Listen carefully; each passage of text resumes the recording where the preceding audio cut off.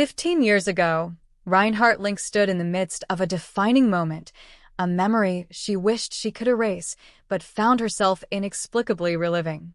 The face in front of her was unmistakably that of her father, Marquis Link, the man who had made her a promise. "I will make you the noblest woman in this country." And he had. By orchestrating a political marriage with the crown prince of the Alenkes Empire, Michael Alenkes, Reinhardt had held the esteemed position of crown princess since she was 12. But as with all political unions, there had never been love, just duty, cold calculations, and sacrifice. Now, in the present, or was it the past? She awoke to the voice of Michael himself. His tone was sharp, his words colder than she remembered. "Reinhardt Link, have you finally come to your senses?" he barked. She could barely process his disdain as he continued, his insults cutting deep. Michael declared his intention to annul their marriage. His blunt words came as a cruel blow. "I want you to break our marriage." Her world spun. Standing beside her father's coffin, Reinhardt couldn't comprehend how Michael could suggest this, knowing her father had died in his place during the war. She snapped, her grief boiling over. "My father died instead of you," she screamed, her voice trembling. She recalled how, years ago, Marquis Link had pleaded with the crown prince to end his entanglement with Princess Dulcinea Canaria, a hostage-turned lover. Michael had ignored the plea, prioritizing his whims over reason. And Reinhardt's father had gone to war to protect the empire, only to return in a coffin. Michael's response was as calculated as ever. He offered compensation, money, and the fertile Helco estate, but Reinhardt's fury couldn't be quelled with material wealth. "No," she spat. "A life for a life. Give me Princess Canaria's life. Or better yet, Michael Alenkes, I'll take your neck myself." Her unfiltered rage shocked everyone present. Michael's composure shattered as he called her a disgrace, accusing her of losing not just her father but her mind. The scene ended with him storming out, leaving Reinhardt to drown in her despair. 15 years of humiliation and sorrow flashed before her eyes. The Helco estate, once a promised opportunity, had been her prison, a land of survival, not solace. Desperation consumed her. If only she could return to the past, to the day everything began to crumble, she would rewrite her story. "Father, let me go back," she whispered into the void. "Give me a second chance. Just one chance to undo it all and destroy Michael Alenkes." As she prayed for a miracle, the impossible happened. Pain seared through her chest as if she were being stabbed. Her surroundings dissolved into darkness, and then she awoke. Reinhardt's breath hitched as she looked around, recognizing the scene instantly. It was the same day Michael abandoned her. But this time, something was different. This time, she was ready. "Yes," she murmured, determination hardening her gaze. "I've traveled back in time. And this time, I'll make Michael Alenkes pay." 2 months had passed, yet Reinhardt Delphina Link found herself in a nightmare she could no longer dismiss as a dream. "Reinhardt Delphina Link, your attempted murder of the Crown Prince is a grave offense. You are hereby stripped of the title of Crown Princess," the court proclaimed. It was real. She had returned to the moment 15 years ago when her life fell apart. The decree continued. From this moment onward, the Link family will be stripped of all authority. Their lands, assets, and vassals will return to Michael Alenkes. Reinhardt listened in silence, her mind racing. She had done it. She had shattered the Crown Prince's leg. No longer would Michael Alenkes dance as he pleased, but the consequences of her actions were severe. The court's verdict pushed her further into despair. Her banishment was announced. The only territory left to Reinhardt Link is the barren land of Leen, part of the Eldon family's holdings. Leen, her mother's territory, was a frozen wasteland engulfed in snow for half the year, a stark contrast to the fertile Helco estate she had received in her previous life. It was an unspoken sentence to rot in obscurity, to freeze to death far from the Empire's power centers. Despite the humiliation, Reinhardt's resolve only hardened. "Fine," she thought, "I will survive, again and again, and curse the Alenkes Empire until I rise above it all." The journey to Leden was harsh and isolating. Reinhardt had hired a mercenary, arranged by Johanna, her former maid, to guide her through the treacherous, snowy mountains. It wasn't long before the mercenary revealed his true intentions: extortion. "You have to pay me travel expenses for my return," he demanded. "Hand over everything, including that sword on your waist." Reinhardt's eyes narrowed. "This is the Link family sword. If someone like you is caught with it, your neck will roll long before mine." The mercenary's expression darkened. "Then yours will roll first, former crown princess." She understood survival required sacrifices. With no choice, she offered him the small amount of money she had left. But his greed knew no bounds. "What's this?" he growled. "I told you to give me everything. There's something else that looks valuable." His tone grew more sinister. "If you send me away without letting me have a taste, that'd be a shame." Reinhardt's blood ran cold as the mercenary grabbed her. She struggled against his grip, cursing and clawing at him. "Let go of me, you bastard!" she screamed, but her strength was no match for his. As her desperation reached its peak, something struck the mercenary. His grip slackened, his body jerking unnaturally. Reinhardt's shock quickly turned into resolve. Without hesitation, she seized the opportunity. Grabbing a weapon, she plunged it into him with all her might. The man collapsed, leaving Reinhardt gasping for breath. Blood stained her hands, a stark reminder of the fight for survival she couldn't escape. As she tried to steady herself, her gaze darted to a shadowy figure nearby. Something or someone had intervened in the chaos. "Who's there?" she demanded, her voice trembling yet defiant. "Show yourself if you don't want to die." Her heart pounded as the figure stepped closer, the unknown adding another layer to her already dire circumstances. Reinhardt's initial panic turned to wary confusion as she stared at the figure before her. It wasn't an evil spirit or some phantom threat, it was a person. More precisely, a young boy. She squinted at him suspiciously, her mind racing. Why is a child out here in such a dangerous place? Could he be one of those barbarians my father told me about? The kind who use children as bait to lure humans into traps before devouring them during harsh winters. Her grip on the sword tightened. "Like I'd fall for that. Stay back," she warned, her voice trembling but firm. "If you come closer, I'll cut you." The boy didn't stop. He stepped closer, undeterred by her threats. "I said stay away," Reinhardt shouted, but her hands were shaky. Her body tensed as he approached. When did he get so close?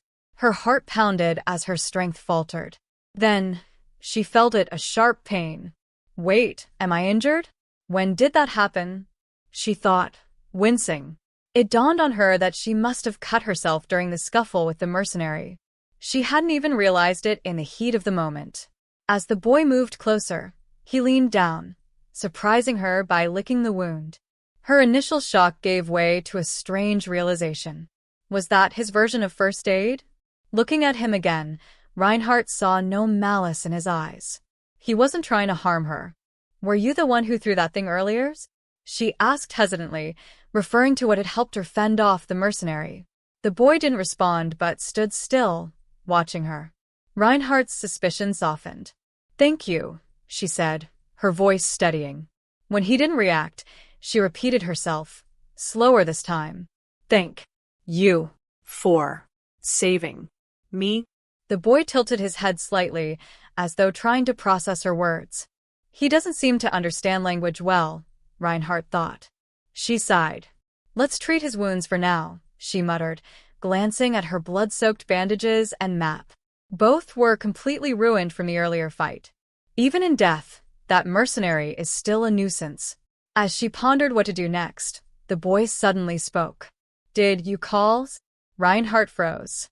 His voice was shaky, hesitant, and she couldn't help but wonder if he thought "did you" was his name. Perhaps something shouted at him in anger before. Her chest tightened. It looks like he's been through severe abuse. Poor kid, she thought. Raising her hands gently, she reassured him, "No, I won't hit you. I won't hurt you." The boy flinched but didn't move away. "Thank you," Reinhardt repeated, trying to make her gratitude clear. She patted his shoulder lightly, hoping to convey kindness in a way he could understand. By late afternoon, the two began their trek again. Reinhardt hesitated when the boy gestured for her to follow him down a different path. "This isn't the way on the map," she muttered, doubtful. "But he's helping me. Maybe I should trust him." After a deep breath, she nodded. "All right, lead the way. But wait for me. I can't walk as fast as you." They walked for hours, the biting cold pressing against her skin. Just as the sun dipped below the horizon, the boy stopped. "Leen," Reinhardt gasped, her voice filled with relief. In the distance, she could see the faint outline of her destination. "We arrived much faster than if I'd followed the map." How did he know the way? The sky darkened quickly, and the snow thickened, making the terrain treacherous. Reinhardt decided they would rest for the night and continue their journey the next day. As she built a small fire, she couldn't help but watch the boy curiously. "Is this fun for you?" she asked, trying to break the silence. The boy shook his head firmly. Reinhardt chuckled dryly, her thoughts turning practical. "The first thing I'll do when we reach Leen is teach him how to speak properly." Her gaze lingered on him. Where did this kid even come from? And what has he been through to end up here? She wondered, her heart heavy with questions she didn't yet have answers to. Sarah struggled to keep her composure as the child resisted, his strength surprising for someone so young. "Relax," she muttered, trying to calm him down. His disdain for the village was palpable, and she hadn't expected such a reaction. "I don't know who you are," Sarah admitted under her breath, "but you clearly need a proper guardian. Just come with me." Her attempt to pull him along was met with another burst of strength from the boy, almost knocking her off balance. "Damn," she muttered, gritting her teeth. "This kid isn't going to make this easy. How can I calm him down?" Her thoughts were interrupted by a familiar scent wafting from a nearby stall. "Food." Turning to a vendor, she called out, "Hey, let me buy 2 loaves of bread." She noticed the boy's interest shift toward the food, his wide eyes following her every move. "Good," she thought. "At least he's paying attention." She handed him a piece, showing him how to eat it by taking a bite herself. His hesitance melted into curiosity as he followed her example. "That's it," she encouraged softly. "Good job. Here, have another one. Is it good?" The boy nodded slightly, his expression relaxing for the first time. "How lovely," Sarah said with a small smile. "That's a good boy. We call that bread." He repeated the word cautiously. "Bread. That's right," she said, nodding.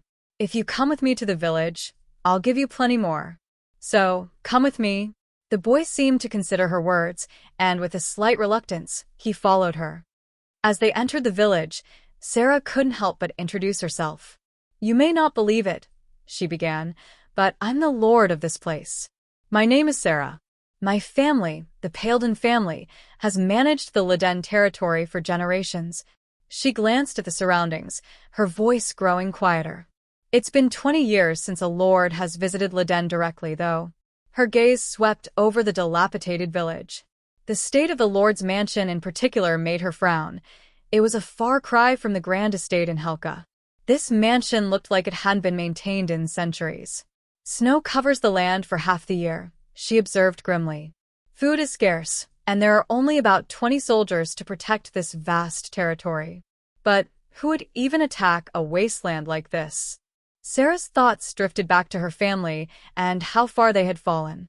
Her uncle, the previous lord, had governed Leen through a proxy and only visited the territory 3 times in his life. No wonder this place has been left to ruin, she thought bitterly. Still, she vowed silently, "I can't abandon it. I have my reasons, revenge to take, justice to reclaim. Michael is still alive, and I haven't even begun to deal with him." Turning her focus back to the present, she asked one of her advisors, "Can you guide me on how to proceed?" "I'll do whatever it takes to revive this territory." The advisor nodded. "Of course, madam. But before anything else, I'd like to discuss the child you brought with you. Do you know anything about his origins?" Sarah shook her head. "Not much. But he's a good boy. Like Theos, he seems to be an orphan. Let me know if anyone discovers anything about his history." The advisor nodded, and Sarah turned to the boy. All right, come with me. Let's get you cleaned up. However, the child seemed to have other plans. The moment she tried to take him for a bath, he bolted. Why, you little devil! She exclaimed, chasing after him. Get back here. Chaos erupted as several villagers joined in, attempting to catch the boy. What's going on? Sarah demanded, watching the spectacle with a mix of disbelief and amusement. Eventually, her soldiers cornered the boy, but his defiance earned him admiration from the onlookers. Later that evening, one of the workers approached Sarah with new information. Milady, the worker began hesitantly. I may have some answers about the boy. Sarah raised an eyebrow. Oh? Go on. Does he have parents? A name? Anything? The worker looked uneasy. His name is Krona. He's apparently the son of the Krona family. Sarah's heart sank. She had heard of them, the Krona family, massacred during a barbarian raid. Krona, she murmured, the name triggering a dark thought. Could he be tied to Michael Alenka's mad dogs? The connection chilled her. Well, Krona, could this boy have survived that nightmare? Years ago, a man emerged seemingly out of nowhere and rose to fame as Alenka's war hero. Known for his unparalleled skill in battle, rumors about his origins swirled. Though many believed he was a half-blood of barbarian descent, the truth was far more complicated. This man, Krona, was not of barbarian heritage. Instead, he was the illegitimate son of the emperor himself. 17 years ago, during one of the emperor's inspections in the north, a young noblewoman from the minor Krona family conceived his child. When the empress learned of this scandal, her fury knew no bounds. A small border noble family dares to carry the emperor's child? She raged. Michael is the only one worthy of bearing the emperor's bloodline. Burn the Krona family to the ground. Leave no one alive. Under her orders, assassins were dispatched. The Krona family was falsely accused of treason and brutally massacred. No one was spared, not the elderly, not the livestock, not even pregnant women. The massacre was thorough, and it was assumed that Krona, the child in question, had perished as well. Years passed. When Michael Alenka's turned 34, 10 years after his divorce, he brought Krona into the imperial fold. Will was relentless on the battlefield, fighting as though his very life depended on killing. His loyalty to his master, Michael, earned him the nickname Mad Dog. Despite being rewarded with vast territories, every achievement he earned was credited to Michael. The once worthless crown prince, Michael Alenka's, used these merits to ascend the throne as a beloved emperor. Michael Alenka's. The name echoed endlessly in Sarah's mind, paired with memories of Krona, the man whose strength and loyalty made Michael's rise possible. Sarah remembered her own aspirations of revolt against the empire. She had believed herself capable of leading a rebellion until she encountered Krona. Even with the overwhelming military force and wealth of Helka, she had no confidence in standing against him. In the present, Sarah prepared herself to confront the boy she suspected might be Krona. He's a handsome child, isn't he? One of her subordinates remarked. It's fine, Sarah replied with determination. If I don't handle this myself, he'll never listen to anyone. Leave it to me. After ensuring the boy had finished his bath, she crouched to meet him at eye level. Shall we go to the restaurant and get some breads? She offered warmly. Bread. He responded enthusiastically, his eyes lighting up at the mention of food. Sarah's mind raced with possibilities. If this boy truly is Krona, then perhaps... A dangerous thought formed in her heart. If he's on my side this time, revenge might finally be within reach. She glanced upward, as if silently addressing her father. Father, were you already aware of this? Did you grant me this second chance to give me Krona as an ally? Later, Sarah handed the boy another piece of bread, watching his innocent joy as he ate. This is for me? He asked, eyes wide. She nodded. Yes. Thank you, Will. No. Wilhelm. The boy blinked in surprise at the new name, but Sarah's voice was steady as she continued. From now on, your name will be Wilhelm. You will grow strong, and one day, you will become my knight. By my side, you'll listen to my words, and together we'll change everything. Her resolve hardened. Michael Alenkes will never lay a hand on this child again. Sarah couldn't help but marvel as she looked at Wilhelm. I can't believe this small child is already 16 years old, she thought. Nearby, one of her attendants apologized. I couldn't help you this time either. The boy is just too shy. It's not your fault, Sarah replied kindly. Don't worry about it. She turned the conversation to more pressing matters. So, are you preparing to distribute rations to the citizens for Thanksgiving? The attendant nodded. Yes, milady. Winters in Leen are brutal. Without rations, many would starve. Sarah listened as the attendant listed the usual supplies: salt, flour, and dried beans. Her brows furrowed at the mention of flour. Flour is far too expensive, she mused aloud, an idea sparking in her mind. What about corn? We could grow it here and grind it into powder to distribute. The attendant hesitated.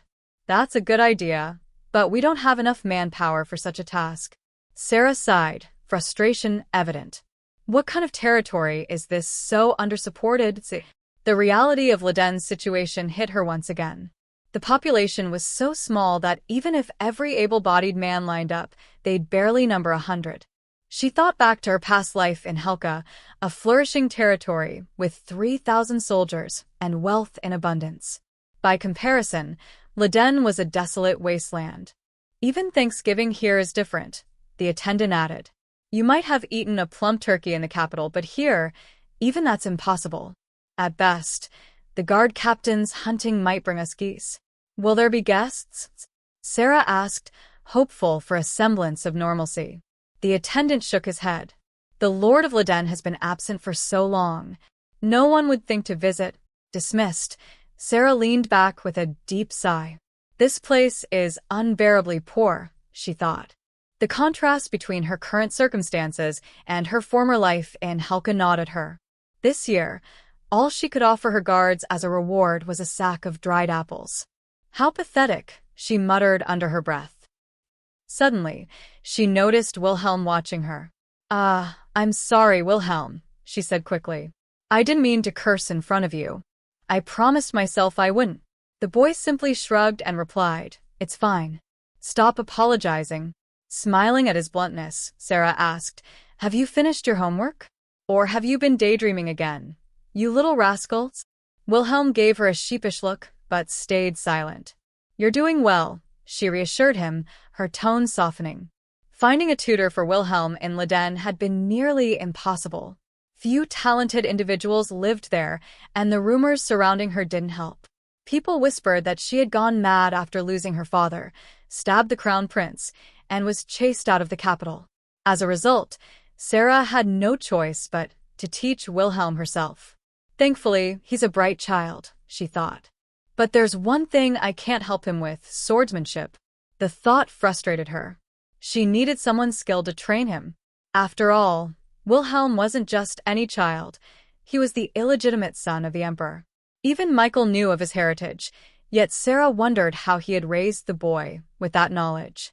Her eyes fell on Wilhelm's ring, a curious piece of jewelry that she suspected might hold ties to the imperial family. Could it be an imperial ring? No. What a foolish thought, she muttered, shaking her head. Later, as Wilhelm finished his tasks, Sarah praised him again. Good job. You've done well.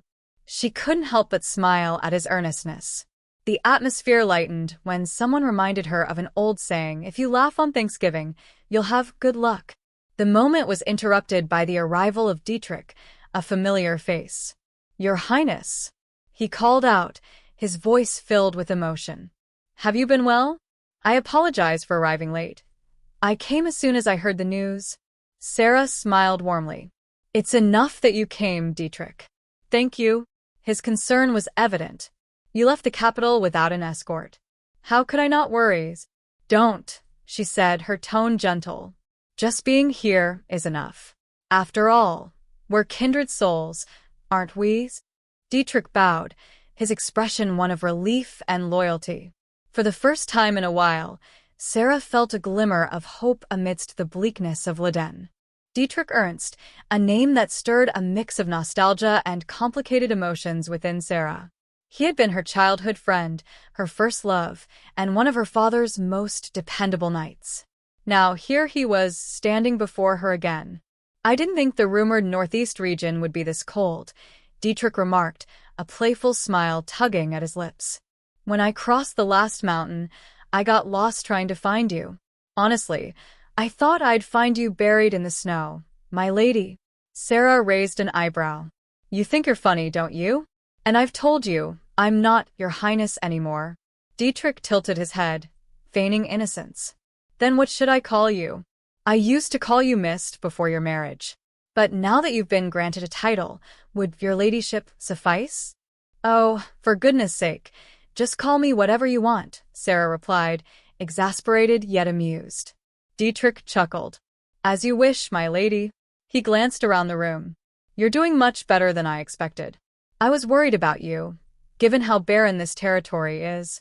Sarah felt a pang of bitterness at his words, but masked it with a calm demeanor. "It's quite a shock, isn't it? Especially compared to my life as the crown princess." She caught herself. Living in the capital." Dietrich's expression turned serious. "What do you plan to do now?" Sarah hesitated. "Why do you ask?" "My apologies," Dietrich said quickly. "I didn't mean to overstep." She sighed. "No, it's fine. Speak your mind." Dietrich hesitated for a moment, then said with conviction, "I always thought you were wasted on the crown prince." The timing of Dietrich's visit puzzled Sarah. He had arrived only a few months after her fall from grace, when she was still adjusting to life in Leen. She couldn't help but wonder why he had come when the empire was undoubtedly in turmoil. The crown prince's injury had thrown the imperial court into chaos, with nobles walking on eggshells around the emperor. "Dietrich Ernst," she said thoughtfully, studying him. "Did you leave your family to come here, or were you forced out?" Dietrich smirked. "The latter, I suppose. My brother wasn't too happy when I told him I was leaving." "So, Michael Alenkas kicked you out after you refused to let him take over the Ling Marquisate," Sarah surmised. Dietrich's smirk faded into a grim line. "Correct. Even after abandoning the Marquis, Michael has been trying to seize its assets, and not just the land but the knights too. The strength of the Ling Marquisate lies in its military power. Watching him fumble with something he doesn't understand is unbearable." Sarah's lips twitched in an attempt to suppress a smile.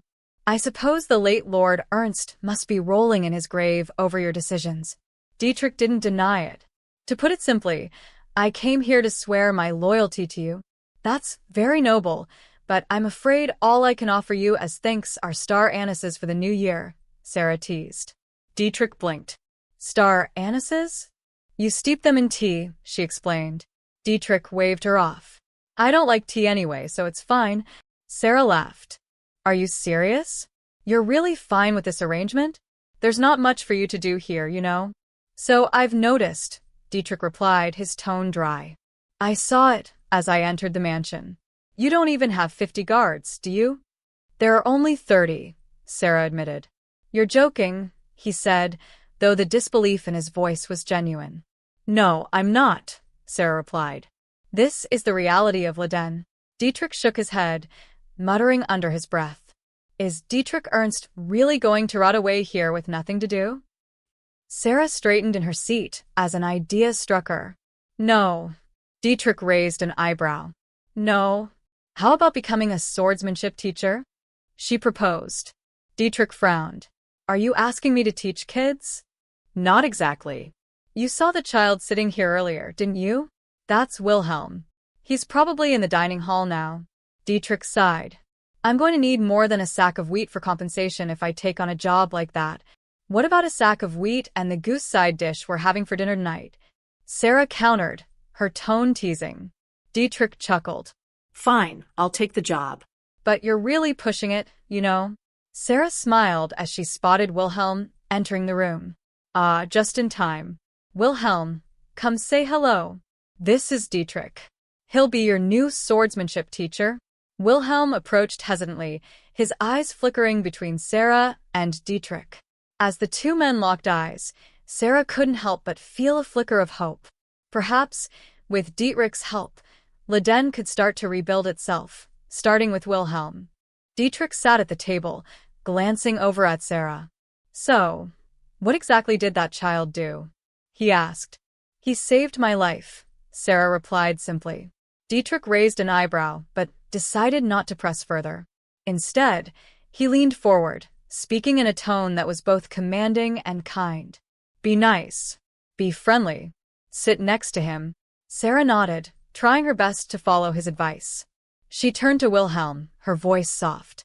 "Wilhelm, you must eat. Come here, please." But Wilhelm hesitated, staying rooted in place. Dietrich observed the situation thoughtfully. "Shall I try to get him to come closer?" Sarah shook her head firmly. No.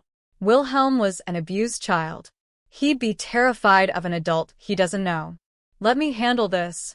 She approached Wilhelm with care, scooping up a piece of food and taking a dramatic bite. Delicious. So delicious," she exclaimed with exaggerated enthusiasm. Dietrich blinked at her antics. "What are you doing?" Sarah grinned mischievously. "Trust me. That's how you get a child who grumbles over rice to pay attention." Wilhelm, however, remained unconvinced, staring blankly at the plate in front of him. "Still not good enough," Dietrich muttered. He leaned back with a resigned sigh. "Anyone watching would think you're trying to raise a child." Sarah crossed her arms, determination flickering in her eyes. Fine. "I have no choice. I'll make it look even more delicious." Dietrich smirked. "Or we could just leave him alone. A few days without food might knock some sense into him." Sarah glared at him, but eventually sighed. "Let's just eat for now. It's the last dinner of the year, after all." Several days later, Sarah stood outside Wilhelm's room, her patience wearing thin. "Wilhelm, it's been 3 days. You haven't left your room or touched your meals. Why are you doing this?" There was a long pause before a muffled voice answered from inside. "No." No? "What do you mean, no?" Sarah's voice sharpened, frustration leaking through. "Get out here, now or else." Dietrich interrupted her, leaning against the wall with a smirk. "What kind of threat works on a child his age, anyway? By the way, how old is he?" "He's 16, Sarah replied. Dietrich's smirk vanished, replaced by disbelief. 16? You've got to be kidding me. Don't curse at your boss, Sarah chided. I'm not cursing. I'm just shocked. Dietrich shot back. He's way too small and skinny for 16. When I was his age, I was already following Marquis linked to war and taking care of him. Sarah chuckled lightly. Yes, but you're your father's offspring. That's hardly a fair comparison. Dietrich rolled his eyes. Still, look at him. He's smaller than a newborn foal. Wilhelm, overhearing their exchange, opened the door just a crack, peering out with wary eyes. Dietrich crouched down to his level, his tone firm but not unkind. You'll never live up to your name acting like this. You're 16, aren't you? Time to start acting like it. Wilhelm's lips tightened, but he said nothing. When I was 18, I was already getting marriage proposals, Sarah added with a teasing grin. Dietrich groaned, running a hand down his face. You're crazy. Why would you tell him something like that? Why not? It's the truth, Sarah replied innocently. Dietrich turned back to Wilhelm with a wry smile. Listen, no matter how small or stubborn you may be, you're still 16. At this age, you're supposed to start shaping yourself into the person you want to become. So, stop hiding. Wilhelm's gaze flickered, a trace of understanding settling in his expression. Dietrich straightened up, clapping his hands together. All right, enough of this. It's time for class. Let's go. Wilhelm hesitated for a moment longer, but finally stepped out of the room, earning an approving nod from both Sarah and Dietrich. It was a small victory, but a victory nonetheless. My lady, come down from there. Sarah glanced down at the concerned figure below. I said, wait a moment. She called back, carefully reaching for the branch above her. Johanna made me some plum jam, and this plum is perfectly ripe. With a determined stretch, she grabbed the fruit but lost her balance. Arg. She yelped as she tumbled to the ground. Are you all right? Dietrich asked, rushing to her side. Sarah dusted herself off, flashing a sheepish smile. Yeah, I'm fine.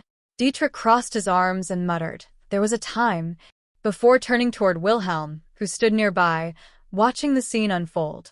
Dietrich. "What are you doing?" Sarah scolded. "Don't disturb him." Dietrich waved her off nonchalantly. "Relax. Men have their own way of communicating. Besides, I need to talk to the boy." "What do you mean by talk?" "Don't scare him." Ignoring her protests, Dietrich crouched down to Wilhelm's level. "So, kid," he began, his tone steady, "shall we shape you into someone who can stand tall, or should we just send you back to Ernst?" Wilhelm blinked, unsure how to respond. Sarah stepped forward, placing a hand on Wilhelm's shoulder. "Listen, Wilhelm. Dietrich might seem rough, but he's going to be a great teacher for you. Trust him and aim to be a good person, okay?" Dietrich rolled his eyes at her overly enthusiastic endorsement.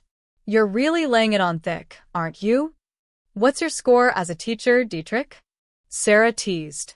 Initially wonderful, but prone to unnecessary dramatics. Dietrich scoffed, pretending to look offended.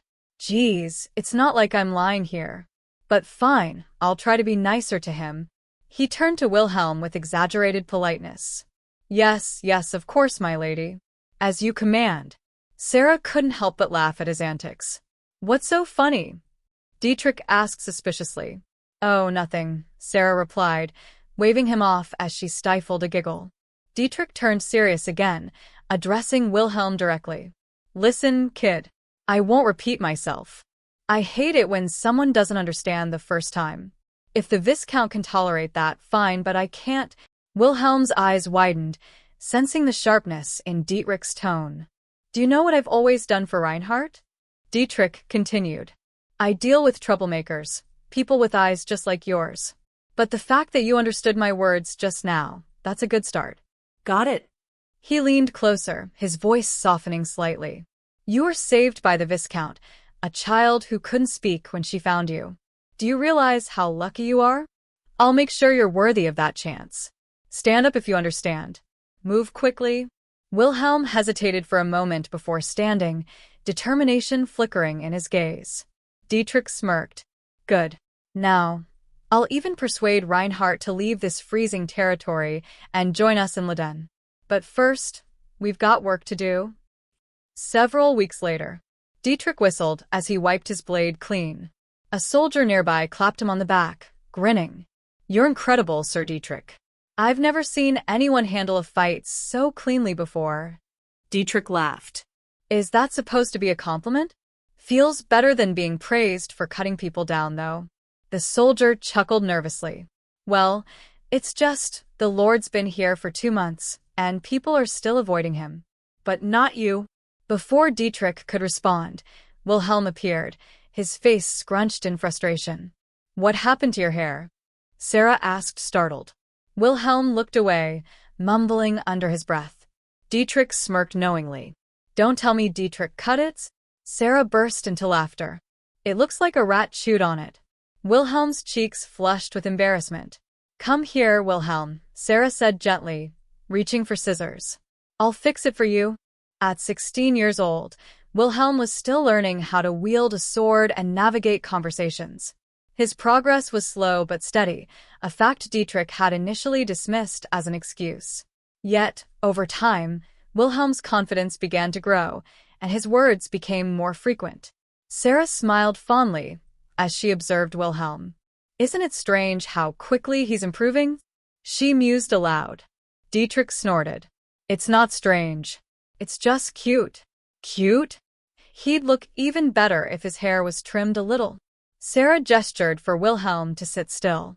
"This is my first time cutting someone's hair, but I guarantee it'll turn out better than Dietrich's attempt." Wilhelm looked skeptical, but obediently stayed seated. Dietrich glanced at him with amusement. "Hey, did you just enlist in the military with that haircut? Or are you still stuck on saying no to everything?" Wilhelm stiffened, murmuring a faint "No's." Dietrich groaned. "Even after all this time, you still haven't shaken that habit." Once Sarah finished trimming Wilhelm's hair, she stepped back, satisfied. "There, now your forehead's nice and clear." Dietrich smirked. Hey, kid. Feeling more grown-up now. Before Wilhelm could respond, a servant entered with their meal. My lord, dinner is served. Sarah wrinkled her nose at the sight of boiled potatoes and corn oat porridge.